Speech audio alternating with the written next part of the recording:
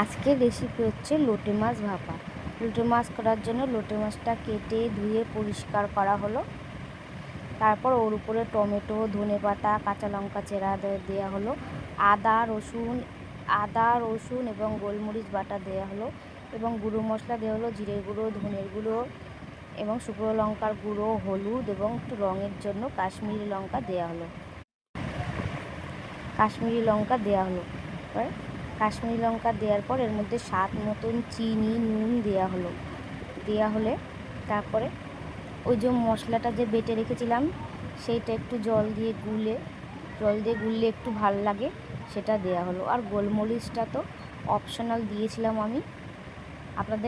আপনারা যদি ঝাল কম খান তাহলে শুকনো লঙ্কার গুঁড়োটাও আপনারা না দিতে পারেন এবং গোলমরিচটাও না দিতে পারেন। গোলমরিচটা দিলে স্বাদের ব্যালেন্স হয়, গোলমরিচ এবং চিনিটা দিলে খুব সুন্দর লাগে।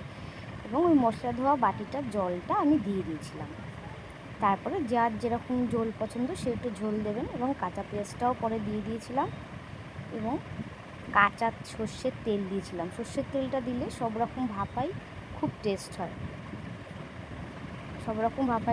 হয়। এবার ওইটাকে আমি হাত দিয়ে না মাখিয়ে হাতা দিয়ে মাখিয়ে এবার কিছুক্ষণ ভাপানোর জন্য আমি দিয়ে দিলাম এবং কিছুক্ষণ ঢেকেও রাখলাম। 10 মিনিট মতন ঢেকে রাখলেই লোটে মাছ, নরম মাছ তো ভাপাতে সময় লাগে না।